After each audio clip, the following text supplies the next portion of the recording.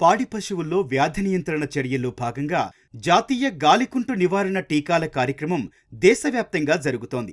September 15 నుంచి October 15 వరకు ఉచితంగా టీకాలను అందిస్తున్నట్లు నెల్లూరు జిల్లా పశుసంవర్ధక శాఖ అధికారులు తెలియజేస్తున్నారు. జిల్లాలోని రైతులంతా తమ పశువులకు టీకాలు వేయించాలని సూచిస్తున్నారు.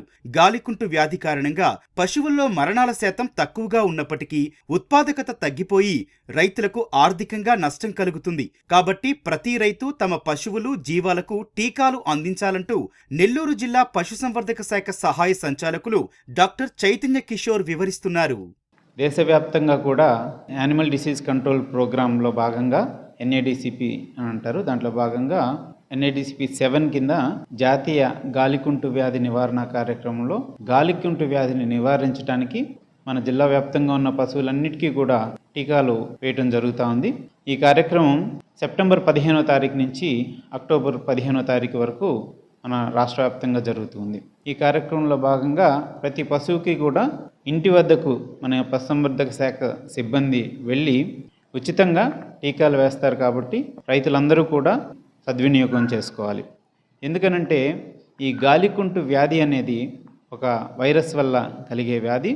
అంటే ఆవుల్లో గేదెల్లో ఈ వ్యాధి సంభవిస్తుంది.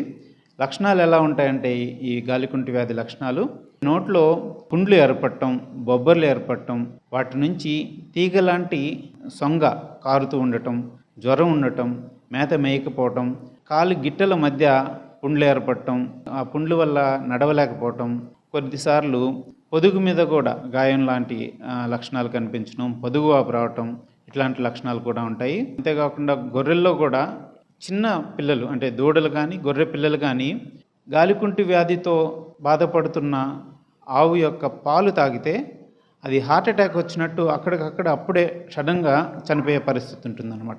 ఈ లక్షణాలున్న గేదెల్ని ఆవుల్ని మనం గుర్తించి వాటికి వైద్యం చేయించుకున్నట్లయితే ఆ లక్షణాల యొక్క తీవ్రత తగ్గి నష్టం తగ్గించుకోవచ్చు.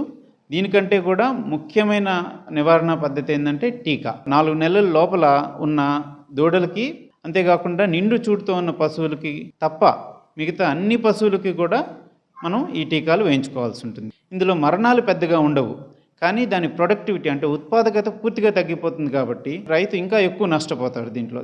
ఎద్దుల్లో కనుకైతే వాటి పని సామర్థ్యం కూడా పూర్తిగా తగ్గిపోతుంది. గొర్రెల్లో కనుకైతే వాటిలో కొన్నిసార్లు ఈసుకుపోయే లక్షణాలు ఉంటాయి. అదేవిధంగా పిల్లల్లో కూడా మరణాలు ఉంటాయి. కాబట్టి రైతుల్ని ఈ వ్యాధి పట్ల అప్రమత్తంగా ఉండి టీకాలు చేయించుకోవాల్సిందిగా కోరుతున్నాను.